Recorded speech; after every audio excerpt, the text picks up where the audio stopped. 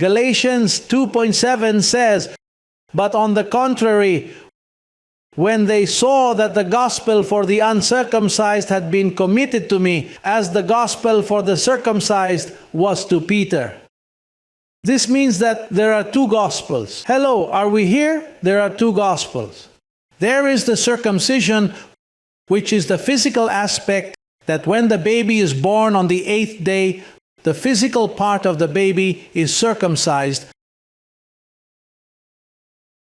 as part of the fact that he is a chosen one, and that he is going to serve the law of God, the law of Moses. That was practiced by all the Jews. And he who is circumcised is obligated to keep the law, because the law is of God. Therefore, Paul called the teachings of Moses that were entrusted to Peter the gospel of the circumcision. But Paul was given the one about uncircumcision, which means that it is a teaching that does not come for the physical body, comes for the inner man. Hello? That is, it has nothing to do with flesh, with ceremonies, with washings, with laying on of hands. I mean, they can lay hands on you, they can do to you whatever they do to you. The gospel of uncircumcision is not for the flesh. So look at what point A says. Behavior under the circumcision apostolate. Note, circumcision applies externally to the physical body and has to do with, see what point 1 of A says. That's Hebrews 9 verses 9 to 10. It says it was symbolic for the present time, in which both gifts and sacrifices are offered, which cannot make him who performed the service perfect in regard to the conscience.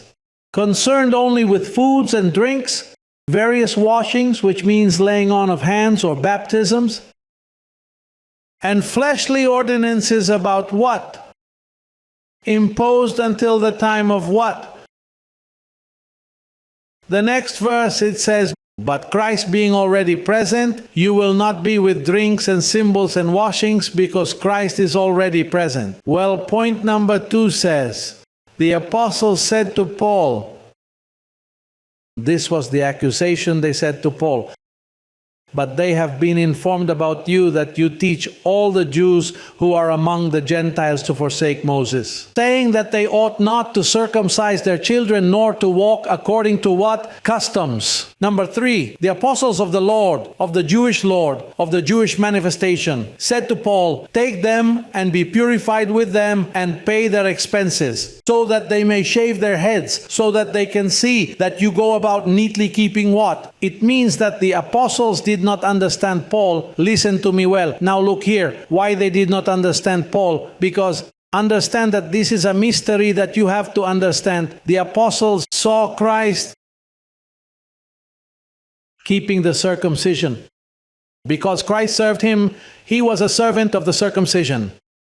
Then to the apostles, the only thing they knew was circumcision. Then the 11 apostles thought that this was the right thing to do. After Christ was resurrected, they continued with the gospel of circumcision, which is the law of Moses. In other words, the apostles kept the law. And since they saw Christ keeping the law, they said, well, this is the right thing to do. What happened was that God allowed the apostles to remain in circumcision in the gospel of Moses.